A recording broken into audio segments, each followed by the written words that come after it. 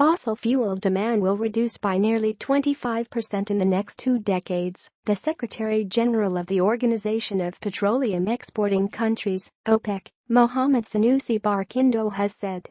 Speaking at the Kuwait Oil and Gas Show and Conference in Kuwait City yesterday, Barkindo however said fossil fuels will remain dominant in the global energy mix, but in a declining way.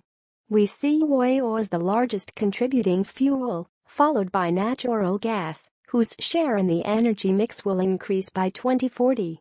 Other renewables, wind, solar, geothermal and photovoltaic, are projected to be the fastest growing energy type by far, with their collective share expected to increase by 2040. There have been concerns over the shift in global energy mix which may ultimately affect the oil-producing nations. Some major consumers of fossil fuels have fixed deadlines to end petrol and diesel engines vehicles in their countries. For instance, Paris, Copenhagen, and Oxford announced bans on petrol and diesel recently. Reports said Paris will ban all petrol and diesel-fueled cars by 2030, a decade ahead of France's 2040 target. Copenhagen plans to ban diesel cars from 2019, while Oxford has proposed banning all non-electric vehicles from its centre from 2020. Britain also announced ban on all new petrol and diesel cars and vans from 2040. China, the world's biggest vehicle market, is considering a ban on the production and sale of fossil fuel cars in a major boost to the production of electric vehicles.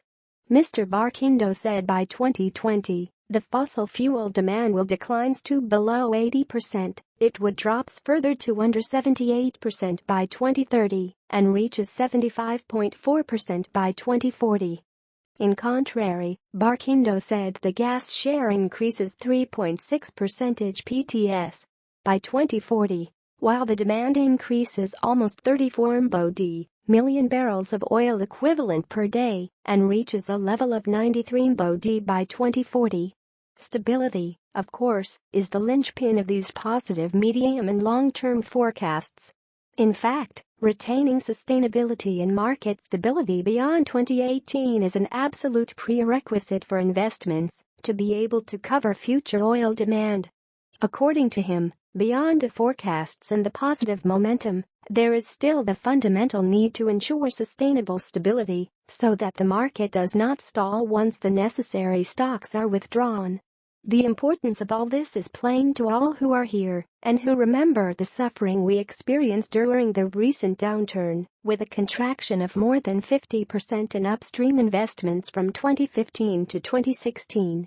This is why our member countries continue to invest and maintain their commitment to ensuring healthy supply to meet the world's energy needs.